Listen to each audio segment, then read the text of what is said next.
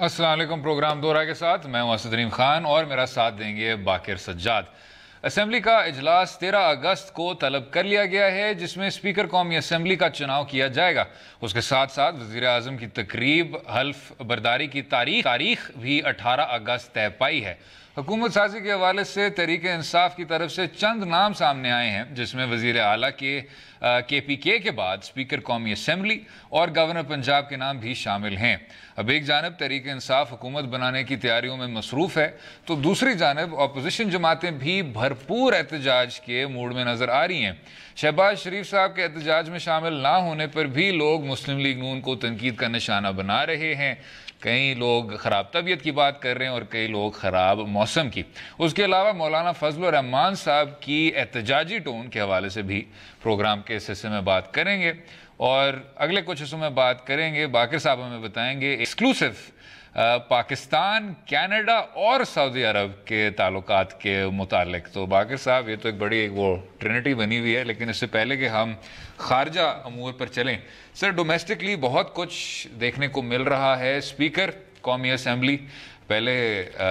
KPK सूबाई assembly के speaker थे असद कैसर साहब, और पाकिस्तान तहरीक इंसाफ ने वही कुछ कहा जो उन्होंने गवर्नर पंजाब की तकर्री के मुतालिक कहा। वहाँ भी आपको पता है सर, चौधरी सरवर साहब कामयाब होते हुए नज़र आ रहे हैं। तो ये बेसिकली प्रमोशंस ही हैं, क्योंकि शोबा तो वही है, ओहदा भी वही है कि क्योंकि ये जो अफराद हैं ये जानते थे पहले से ही कि क्या प्रोसीजर्स हैं, क्या रूटीन्स हैं और उनका तजर्बा है, तो हम उनको उन्हीं ओहदों पर फाइज कर रहे हैं। शाह महमूद कुरैशी साहब का ये बयान था। शाह महमूद कुरैशी साहब जो सरवर साहब के करीब भी समझे जाते हैं। लेकिन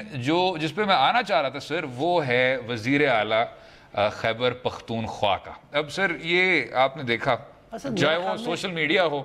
चाहे मैं सर अभी आपके पास आ रहे हैं सर, चाहे वो सोशल मीडिया हो, चाहे वो आपके तज्जियाकार हों, बार बार साबिक वज़ीर आला परवेज़ खट्टक साहब का नाम आ रहा है। और इस तरह आ रहा है कि वो शायद PTI की जो बसीरत है या PTI का जो ये मेरिटोक्रेसी है उसको वो डिफीट कर रहे हैं। महमूद खान साहब के पीछे खट्टक साहब ही हैं और आतिफ खान साहब का जो पीछे हुए हैं, और ख़ुद भी उन्होंने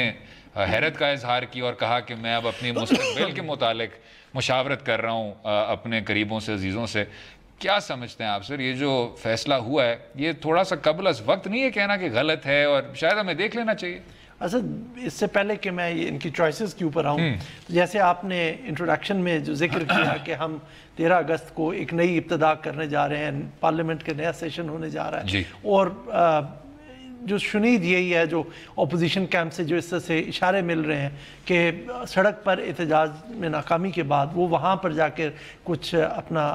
प्रेजेंस शो करने की हल्ला गुल्ला, जैसे दूसरे अल्फाज में कहा जाए तो वो किया जाएगा। तो इसमें यह है कि एक नई शुरुआत है, मेरे ख्याल में उसको बेहतर अंदाज से किया जाए। यकीनन एक बड़े टेंस माहौल में इलेक्शंस हुए, जो प्री इलेक्शन जो माहौल था वो भी बड़ा टेंस था, और जो जिस हालात में इलेक्शंस हुए और जिस शक्ल में इंतखाबात नतीजा आया वो भी एक टेंशन क्या है बायस बन रहे हैं हमारी पॉलिटिकल एनवायरनमेंट में, वो मज़ीद इजाफा कर रहे हैं। तो हमें इसको एक हीलिंग टच देनी चाहिए। सियासतदानों को चाहिए कि इस जगह पे साबित करें कि वो अपने मसाइल खुद से बैठ के हल कर सकते हैं और आगे बढ़ सकते हैं। तो यहाँ तक तो उनके लिए पीस ऑफ एडवाइस, अब एक तो वो इलेक्शन प्रोब खान साहब ने खुद भी वादा किया हुआ है, बजाय कि अपोजिशन पूरे प्रोसीडिंग्स को मतलब डिरेल करे और वहाँ पे शोर शराबा हो। मेरे ख्याल में ये उनकी जो पहली ऑफर है, पहले से स्टैंड करती है, इलेक्शन विक्ट्री स्पीच में उन्होंने कहा था उसको करें। और दूसरा, पार्लियामेंट को चाहिए कि किसी तरह से एक इंस्टीट्यूशनल डायलॉग की तरफ बढ़ना शुरू करें, क्योंकि ये चीज़ पीछे से आप पिछले भी 2 टेन्योर्स देखने इनको डिस्टेबलाइज करती आई है, और आगे ताकि हम इसका खमियाजा ना भुगतें और बेहतर तरीके पे स्मूथ आगे फंक्शनिंग ऑफ द गवर्नमेंट हो। लेकिन जहाँ तक आपने जो उनकी चॉइसेस जो अभी तक आई हैं सामने, असद कैसर साहब और वो हो गए स्पीकर चौधरी सरवर साहब, और चौधरी सरवर साहब को तो अभी एक साइड पे रखे। पहले ये लगता मुझे ये है कि खान साहब का है कि जितने उनके एस्पायरेंट थे चीफ मिनिस्टर खैबर पख्तूनख्वा के, उन सबको वो सेटल कर रहे हैं। महमूद खान साहब को उन्होंने चीफ मिनिस्टर बना दिया, परवेज़ खट्टक साहब को इंटीरियर मिनिस्टर का शायद कहा गया है, जो असद कैसर साहब को स्पीकर बना दिया गया। लेकिन जो चीज़ हमारे शायद पीटीआई के दोस्तों को मेरे मतलब हम जब कहें तो बुरी लगे, क्योंकि आपको उनका पता है एटीट्यूड जो उनके यूथ है उसका बड़ा एक एक्सट्रीम सा होता है, फ़ौरन से ट्रोल करना शुरू कर देते हैं कि ये चॉइसेस मुझे आपको भी ट्रोल करते जी बड़े अनइंस्पायरिंग सी मुझे चॉइसेस लग रही हैं कि अब मुझे नहीं समझ आ रहा कि यहाँ पे असद कैसर साहब का क्या मेरिट है। एक स्पीकर एक बहुत बड़ा आला ओहदा होता है मुल्क का, कि ये सिर्फ उनकी जो उनकी परफॉर्मेंस, क्योंकि मैं उसके ऊपर किसी की पर्सनली उनकी परफॉर्मेंस पे कमेंट नहीं करना चाहता, क्योंकि इसके मुख्तलिफ वर्जन्स हो सकते हैं कि जनाब आप इस तरह देख नहीं रहे, आप उस तरह नहीं देख रहे। तो शायद इसका भी एक मुख्तलिफ वर्जन है कि वो क्वालिफाइड है, उनको स्पीकर बनना चाहिए। सिर्फ जो अभी उनकी मेरिट मुझे नज़र आ रहा है कि उनका एक पुराना एसोसिएशन के वो 1996 से पार्टी से वाबस्ता है और मुसलसल रहे हैं, खान साहब के साथ उनकी दोस्ती है, और लास्ट टाइम भी वो सीएम नहीं बन सके, अगरचे उन्होंने बहुत ज़्यादा कोशिश की, उसके बाद इस दफ़ा भी वो सीएम नहीं बन सके। तो उनको प्रॉबली ये एकोमोडेट करने जा रहे हैं कि वहाँ जाके एकोमोडेट कर लें, क्योंकि आपको यहाँ पे जिस तरह का एक मैंने अभी थोड़ी से पहले आपको बताया कि जिस एनवायरनमेंट में ये नई असेंबली बनने जा रही है वो एक बहुत टेंस एनवायरनमेंट है। वहाँ पर आपको एक बड़ी शख्सियत, कदावर शख्सियत चाहिए जो उस हाउस को लेके चल सके। यहाँ पे एक बंदा जिसने खैबर पख्तूनख्वा में भी उनकी परफॉर्मेंस कोई ऐसे अबव एवरेज नहीं थी कि हम कहें कि इस हाउस को जहाँ पे पीटीआई को बहुत ज़्यादा चैलेंजेस होंगे उसको चला सके। महमूद खान साहब का भी इसी तरह से है कि अब महमूद खान साहब की चॉइस आप देखें कि मुझे लगता है कि खान साहब या तो जिस तरह वो बात हो रही है कि अपने जो लॉयल्स हैं उनको सामने ला रहे हैं, दूसरा जो एक वर्जन जिसे कहते हैं ना, एक आर्गूमेंट आ रहा है उसके ऊपर ये है कि वो शायद जिस तरह के खैबर पख्तूनख्वा के इश्यूज़ हैं, पहले तो एज प्रोविंस क्योंकि फेडरल में उनकी गवर्नमेंट नहीं थी तो उस तरह से ओपोज नहीं, मतलब स्ट्रांगली ओपोज करते थे। अब चूंकि अपनी ही गवर्नमेंट आ रही है तो ऐसे बंदे को प्लांट वहाँ सीएम लाया जाए कि खैबर पख्तूनख्वा के जो अपने इश्यूज़ हैं जैसे आइडल प्रॉफिट में शेयर का, एनएफसी का, वो उतना जाके तगड़ा ना हो कि अगर कोई शख्स आपके मरहूने मिन्नत होगा क्योंकि उसके वो स्टेचर नहीं बनता था, उसको अगर आपने दे दिया। तो यहाँ पर जो पॉइंट मैं करने की कोशिश कर रहा हूँ कि वो लोगों को नवाजा जा रहा है जो अपने लॉयल हैं। पीटीआई को चाहिए था कि चूंकि नया पाकिस्तान बनाने जा रहे हैं तो इस तरह के लोगों को, इस तरह के चेहरों को लाते कि लोग उनको फॉलो करते और लोगों के ऊपर उसके ऊपर उंगलियां उठाने का ना मिलते। तो बाकर साहब तो इसी महमूद खान साहब के मुतबादिल में आपको क्या आतिफ खान साहब बेहतर लगते थे या एक ऐसे शख्स लगते थे जिनको लोग फॉलो कर सकते थे? अब मैं ये नहीं कह सकता कि नए पाकिस्तान में आपके पास लोग ही इस तरह के मौजूद हैं। बाकर साहब इसमें जो दूसरी जानिब जो तनकीद बनती है वो ये बनती है कि क्योंकि आप लॉयलिस्ट को सपोर्ट नहीं करते और इलेक्टेबल्स को सामने लाते हैं और उन लोगों को आगे करते हैं जो नजरियाती नहीं होते, तो उसी वजह से फिर आपकी जो पार्टी है वो शिकस्त खा जाती है। अगर आप सिर्फ और सिर्फ मुस्तकबिल के हवाले से देखें तो यहाँ जिस तरह आपने कहा असद कैसर साहब का फिर भी 90 की दहाई से ताल्लुक़ है। असद कैसर साहब खैबर पख्तूनख्वा में उन्होंने स्पीकर का किरदार अदा किया, 5 साल उन्होंने स्पीकर का किरदार अदा किया, हालांकि तब भी वो इन द रनिंग थे वज़ीर आला खैबर पख्तूनख्वा के। अब अगर उनको नेशनल सतह पे, कौमी सतह पे वो स्पीकर देखना चाहते हैं तो मुतबादिल बाकर साहब के मुताबिक क्या होगा? एक ऐसा स्टेट्समैन जो सबको साथ लेके चल सकता है। अयाज सादिक साहब जब स्पीकर बने, अयाज सादिक साहब जब स्पीकर बने तो कई कंट्रोवर्सीज थी, इसमें कोई शक नहीं है, लेकिन 5 साल बाद कम ही लोग हैं जो कहते हैं कि अयाज सादिक साहब का बतौर एक स्पीकर जो किरदार था वो लेस देन सेटिस्फैक्टरी था पाकिस्तान मुस्लिम लीग नवाज के हवाले से। सर क्योंकि स्पीकर तो किसी को भी लगा सकते थे। असद ये देखे पूरा जब पीछे पूरा इशू चला आपने उनको देखा याद सादिक के इर्द कितनी कंट्रोवर्सी चलती थी कि हाँ जी, अब अगर आपने एक पीछे मिस्टेक एक पार्टी ने की है, अब आपके बकौल आप एक नया पाकिस्तान बनाने जाए, आप क्या वही मॉडल रेप्लिकेट करेंगे? अब और उनकी सिचुएशन जिस सिचुएशन में वो इलेक्ट हुए थे वो डिफरेंट थी। ये बिल्कुल एक जब आदमी लॉयलिस्ट होता है तब भी तनकीद होती है, जब इलेक्टेबल होता है तब भी रिवॉर्ड करना चाहिए, लेकिन इस नहीं है कि आप पूरे जो मुल्क को एक ईमान रिप्रेजेंट कर रहा है उसको एक हवाले कर दे। इनएक्सपीरियंस तो नहीं कहना चाहिए कि वो खैबर पख्तूनख्वा में रहे, लेकिन उनकी परफॉर्मेंस, उनका तजर्बा कम है। मैं नहीं कह रहा हूं, मैं ये नहीं कह रहा हूं कि वो इनएक्सपीरियंस है, लेकिन लेकिन कारकर्दगी उनकी या इस तरह का उनका बैकग्राउंड नहीं है कि वो कहें कि जी एक इंप्रेसिव स्पीकर बन सकेंगे। آپ بلا شبہ ہماری ہسٹری میں کوئی اتنے امپریسو سپیکرز جو ہیں ان کے اگر آپ پوائنٹ آؤٹ کرنا جائیں تو نام بہت تھوڑے سے ہوں گے، لیکن آپ کو اس میں کرنا نہیں چاہیے کہ ایک بہتر تھی کہ آپ کو ایک اچھی ایگزامپل وہاں پہ سیٹ کرتے اور اس کے لوگ آپ کی تعریف کرتے۔ آپ سرور صاحب پہ آ جائیں میرا خیال میں۔ آپ سرور صاحب پہ آ جائیں۔ سرور صاحب اب پنجاب کی آپ کو پتا ہے کہ سچویشن جس طرح سے بنی ہوئی ہے، سرور صاحب ایک بہت اچھی چوائس ان دا سینس یہ ہے کہ بڑے ایکسپیرینسڈ کیمپینر ہیں، انہوں نے کافی حد تک پارٹی کو وہاں پر بھی سہارا دیا اور مشکل وقت میں وہ مینیج کرتے ہیں۔ آپ سینٹ کے الیکشنز میں ان کی پرفارمنس دیکھ رہے ہیں، لیکن مجھے یہ لگ رہا ہے کہ اس کے دو رخ ہیں کہ یا تو وہ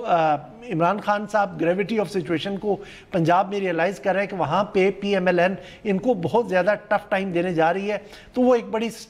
جو ہوتا ہے کہ ایک بڑی اسٹرانگ ٹیم وہاں پہ اس کو مقابلہ کرنے کے لیے فیلڈ میں اتارنا چاہتے ہیں، تو سرور صاحب کو بھیج دیا۔ دوسرا جو ایک ورژن ہے سٹوری کا وہ یہ ہے کہ وہاں پر وہ ایک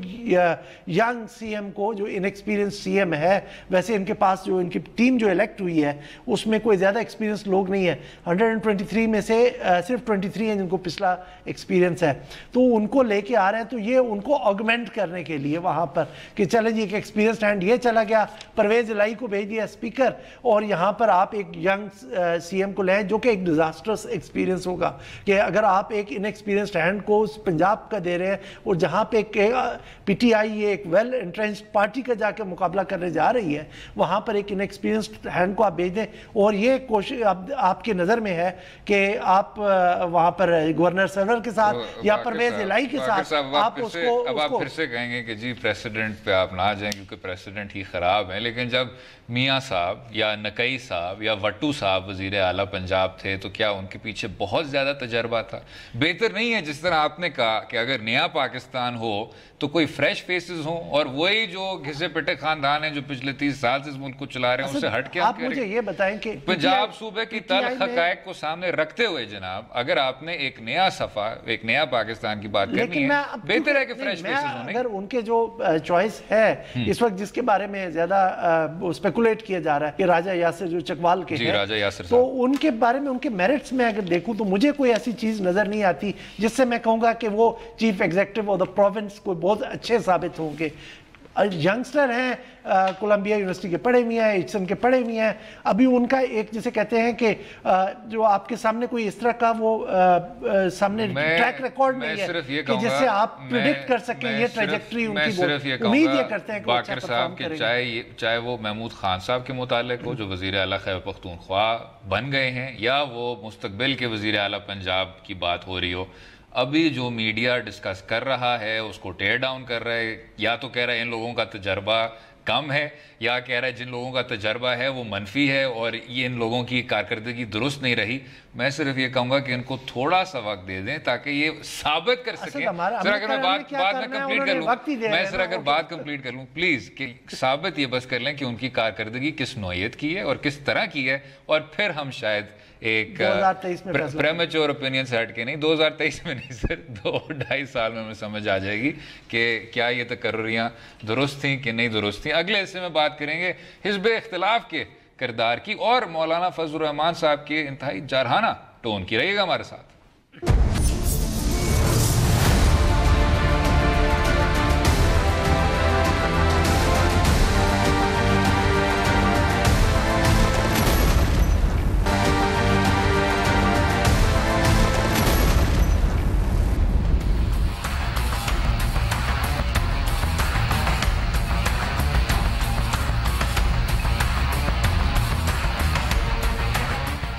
ویلکم بیک ٹو دو رائے۔ کوئی ٹھیک بیانیہ نہیں بن رہا قائد حزب اختلاف، یا شہباز شریف صاحب جو قائد حزب اختلاف بننے کو جا رہے ہیں ان کی بھی آواز کافی زیادہ دھیمی سنائی دیتی ہے، اور کبھی کبھی تو سنائی دیتی ہی نہیں ہے۔ جو ایک بہت بڑا باقر صاحب احتجاج ہوا ابھی تمام آپ کی پارٹیز اپوزیشن پارٹیز نے کیا تھا، اور ہمیں تو لگ رہا تھا کہ ہزاروں لوگ باہر آئیں گے، اس میں نہ اسفندیار ولی صاحب حاضر تھے، نہ شہباز شریف صاحب موجود تھے، نہ بلاول بھٹو صاحب نے کہا کہ چلو میں جاؤں ذرا احتجاج کروں گرمی میں، نہ سراج الحق صاحب تھے، اور جو اطلاعات ہیں کہ جو لوگ آئے تھے وہ بھی فوٹو آپ کے لیے آئے تھے، انہوں نے جیسے ہی میڈیا نے پکچرز بنوا کے اور انہوں نے وہاں سے باہر کا راستہ لیا۔ میں بہت خوش ہوں آپ نے आपने इस फोटो करना बहुत मुश्किल होता है। यहाँ पे मैं एक थोड़ी सी उसकी एक जैसे कहते हैं ना प्रोवोकेटिव सी एक सजेशन आप कर दें, फिर मैं शॉर्ट सुनाऊं। हाँ जी, वो ये है कि यहाँ पर एक permanent commission on election rigging बन जाना चाहिए। हमारा ना मेंटालिटी चेंज होनी है, ना ऑपोजिशन की ना गवर्नमेंट जमातों की। हर इलेक्शन के बाद यही रोना धोना होना है, तो एक परमानेंट कमीशन बन जाए तो पता चलता रहे कि भाई इससे कंटिन्यूअस प्रोसेस तामीरी बात नहीं है। जब भी कोई same lines as the air safety board एक बना रहता है ना, जब अल्लाह ना करे कोई हादसा हो जाता है तो फौरन से झूठ हो जाता है बैठ के जगह, तो इनको भी एक बना के यहाँ पे एक बना देना चाहिए ताकि पीसफुली आगे काम चलता रहे। ये शायद उस तरह तामीरी बात नहीं है, क्योंकि आपको शायद ना पता हो, एक जादू की छड़ी थी सर, उसका नाम इलेक्शन एक्ट 2017 था। तो जब भी कोई बात करता है इंतखाबी इस्लाहात की, तो हमेशा कोई आदमी बैठा होता है और कहता है कि जी इलेक्शन एक्ट 2017 हम ले आए, उसके बाद से तो रिगिंग हो ही नहीं सकती। लेकिन जरा सुन लेते हैं कि जिस तरह आपने कहा कि फोटो आप में जो हिज़्ब इख्तिलाफ के मुस्तकबिल के लीडरान हैं, उन्होंने क्या कुछ फरमाया। इलेक्शन जीते हैं वो भी सरापा एहतजाज हैं, और जो इलेक्शन हारे हैं वो भी पूरी कौम के सामने जो उनके साथ ज्यादती हुई वो उसका दिन रात जिक्र कर रहे हैं। इलेक्शन वाले दिन RTS किस तरह बंद करवाई गई, क्यों बंद हुई, अब तो अदालत उस्मा के भी कमेंट्स आ गए। आज महसूस कर रहे हैं कि अवाम के मैंडेट पे डाका डाला गया है और अवाम अपना हक छीनने का तरीका जानते हैं, उसके लिए कुर्बानी देने का तरीका जानते हैं। तैयार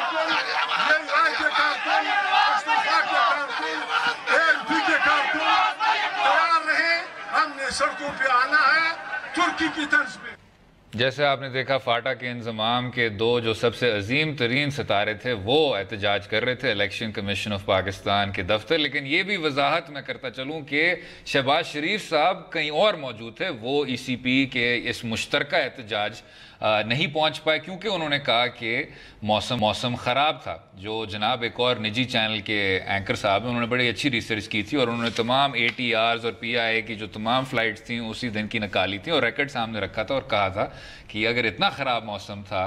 तो ये तमाम फ़्लाइट्स क्यों जा रही थी। लेकिन बाकी साहब, इससे पहले कि सर आपके एनालिसिस से हम मुस्तफ़ीद हों, मुझे एक बात समझ नहीं आई। आपने कहा कि एक परमानेंट एक वो बॉडी बना दी जाए फॉर इलेक्शन रिगिंग, लेकिन साथ में जनाब मुझे ये बताएं, जो हम धांधली बार बार कर रहे हैं, ये धांधली एग्जैक्टली हुई कहाँ है? क्योंकि जो तमाम सर्वेस थे, पोलिंग डेटा थी, वो ये बता रही थी कुछ महीनों से कि खैबर पख्तूनख्वा में पाकिस्तान तहरीक इंसाफ सबसे आगे है, कि पंजाब सूबे में पाकिस्तान मुस्लिम लीग नवाज की सबसे ज़्यादा नशिस्तें होंगी और कि सिंध में पाकिस्तान पीपल्स पार्टी फिर से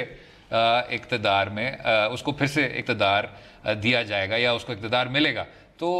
तीनों सूबों में सर ये तो लोग कामयाब हुए हैं। अब इसमें कोई शक नहीं है कि नाराज़गी का इजहार MMA के लीडरान को करना चाहिए। मेरे ख्याल से फजलुर रहमान साहब की जो टोन है, जो काफ़ी ज़्यादा जारहाना टोन देखने को मिल रही है, वो इतनी ना होती अगर वो शायद ख़ुद कामयाब हो गए होते। जो MMA का एक गम व गुस्से का एक इजहार है उसमें, क्योंकि फजलुर रहमान साहब भी नाकाम हुए, सिराजुल हक साहब भी नाकाम हुए। अच्छा, अजीब बात ये भी है सर, MMA जो सबसे ज़्यादा धांधली की बातें कर रही है, अभी आपने देखा होगा कि बलोचिस्तान के जो सूबाई एक नशिस्त थी PB 41, जिसमें बलोचिस्तान अवामी पार्टी मीर मुजीबुर रहमान मोहम्मद हसानी ने ये ECP को फ्लैग किया था, पटिशन दायर किया था कि वहाँ जो प्रिजाइडिंग ऑफिसर थे उनको अबडक्ट किया गया और वापस उन्होंने फॉर्म 45 जो रिटर्न की थी उसमें मुत्तहदा मजलिस अमल के उम्मीदवार के जो नंबर्स थे वो इन्फ्लेट किए हुए थे। तो ये सारा अब ECP ने अभी तक इस पर फैसला तो नहीं किया, लेकिन कहना मैं ये चाह रहा हूँ कि बयानिया ज़्यादा वो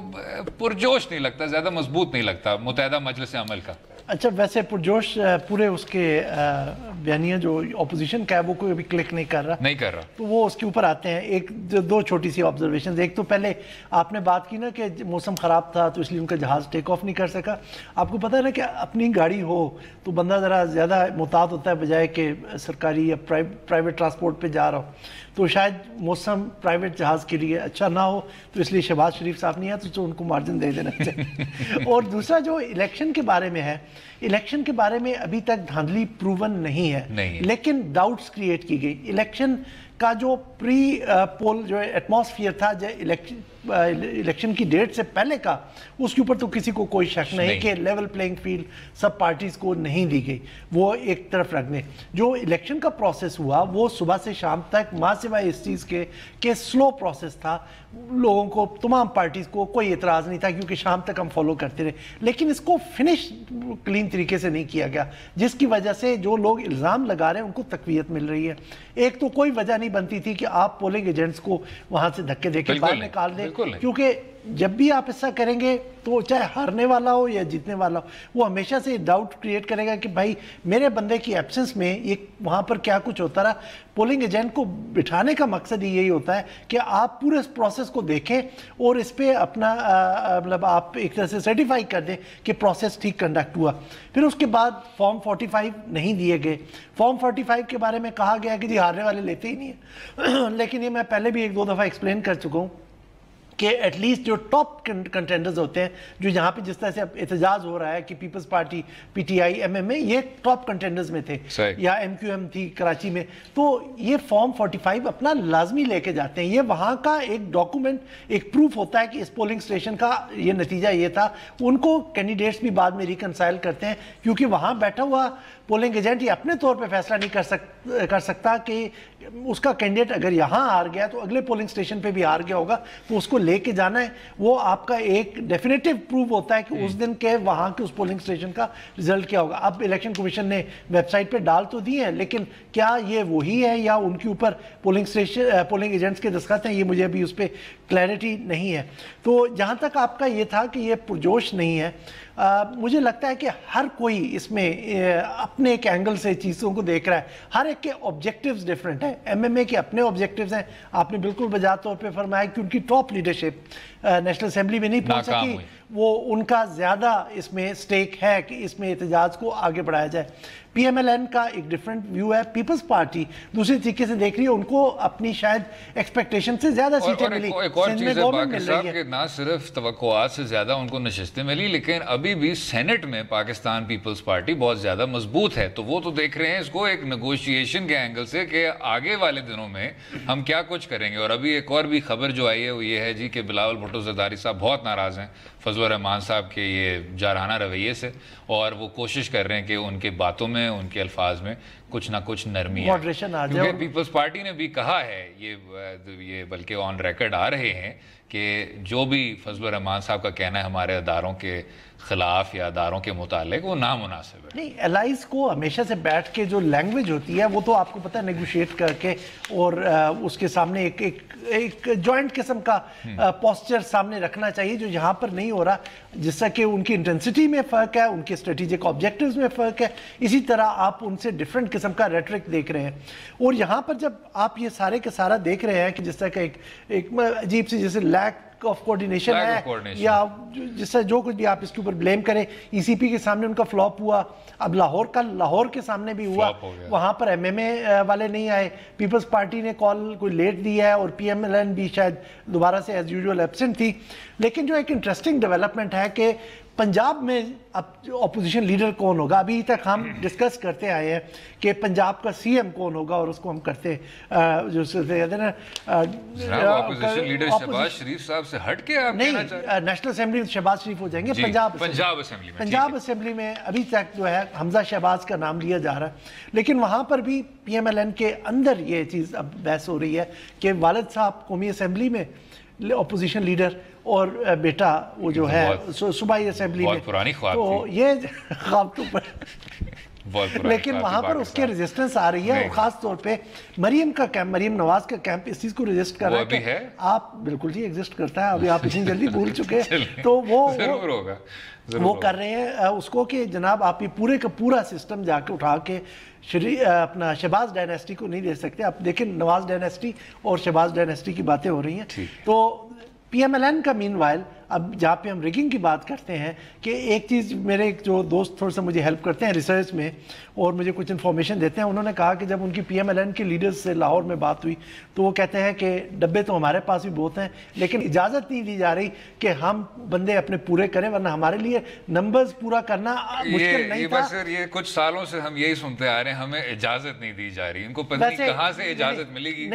کہ یہ کامیاب ہو جائیں کسی طرح سے۔ اگر آپ جو لسٹ آف انڈیپینڈنٹس دیکھیں تو کچھ ایسے نام ہیں جو شارٹ شہباز شریف کے ساتھ جانے تھے لیکن الٹیمیٹلی وہ دوسری سائڈ پہ جا رہے ہیں، وہ اس سے یقیناً شک پڑتا ہے کہ کوئی نہ کوئی ریسٹریننگ فیکٹر ہے۔ لیکن اس میں تھوڑا سا میکرو پکچر یہ بھی ہے باقر صاحب کہ ایک مومنٹم ہوتی ہے، جب ایک نئی اس طرح کی حکومت منتخب ہوتی ہے تو ان کے ساتھ ایک مومنٹم آتی ہے اور کچھ دیر بعد پھر آہستہ آہستہ سے آپ اس مومنٹم میں چھید کرتے ہیں۔ پاکستان تحریک انصاف نے بھی سال بعد اپنا اتنا بڑا دھرنا کیا تھا، وہ فوری طور پہ نہیں کر سکتے تھے کیونکہ وہ جو تمام انتھوزیازم تھا وہ حکومت وقت کے ساتھ ہوتا ہے۔ میرے خیال سے آپ کی جو اپوزیشن ہے متحد تو مجھے نہیں نظر آتی اگلے کچھ مہینوں میں ہوتے ہوئے، لیکن تھوڑی سی زیادہ سٹرونگ، تھوڑی سی زیادہ مضبوط ہوگی جس طرح پاکستان تحریک انصاف اپنی حکومتی کارروائی دکھائے گی۔ اور اگلے حصے میں باقر سجاد صاحب سے بہت زیادہ مستفید ہوں گے، ایک ایکسکلوسیو پاکستان، کینیڈا اور سعودی عرب کے خارجہ تعلقات کے متعلق ایک کہانی ہے، رہیے گا ہمارے ساتھ۔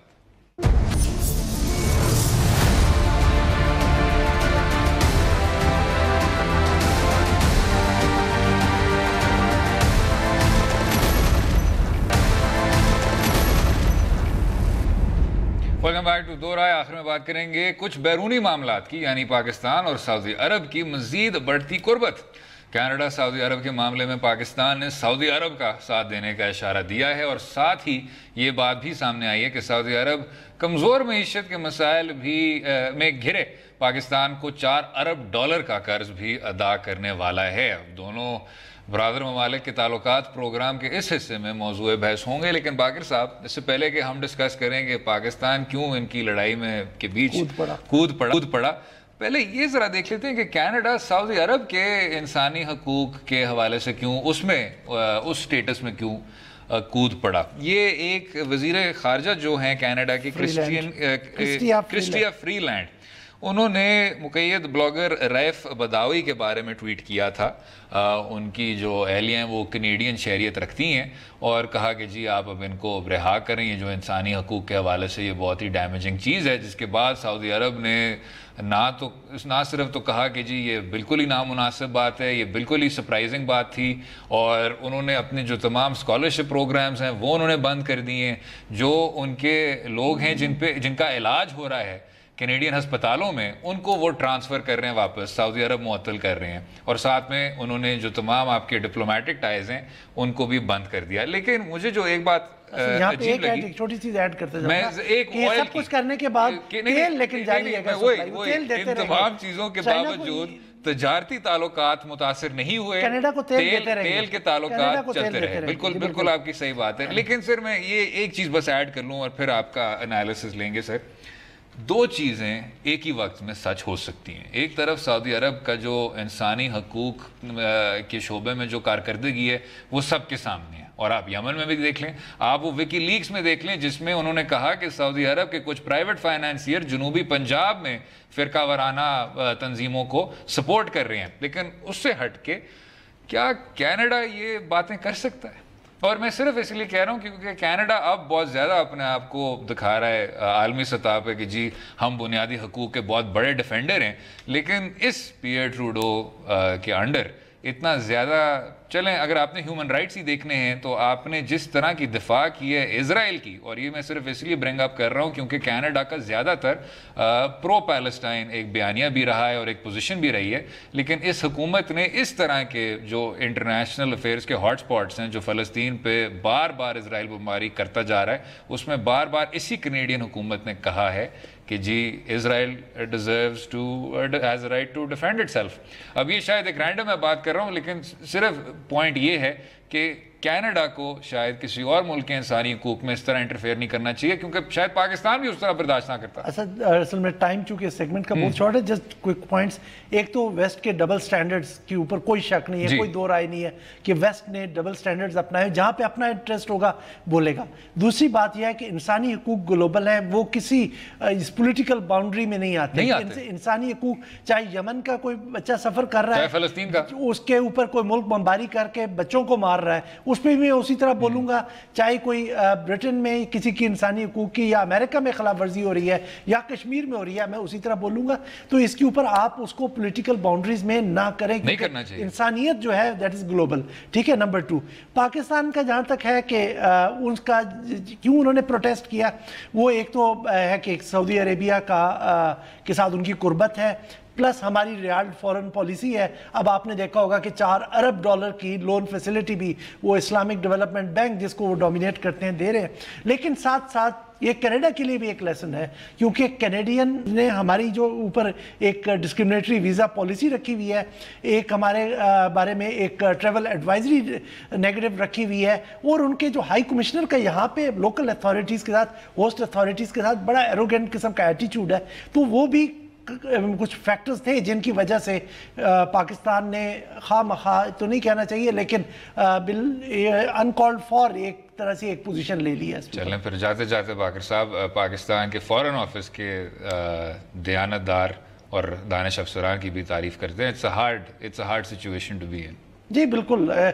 اب کہ اس میں لینی نہیں چاہیے تھی پوزیشن، کیونکہ ایک طرف اگر آپ نے لی ہے تو آپ کو بیلنس رکھنا چاہیے تھا، آپ کو ان کو بھی کرٹیسائز کرتے، لیکن ساتھ ہی ساتھ سعودی عربیہ میں ہونے والے انسانی مظالم کی بھی آپ ذکر کرتے۔ آپ نے صرف ان کی طرف تو آپ نے آنکھ بند کر لی اور آپ نے نان انٹرفیرنس کی اپنی پالیسی کو انڈرسکور ضرور کیا ہے۔ مشکل ہو جاتا ہے باقر صاحب جب ایک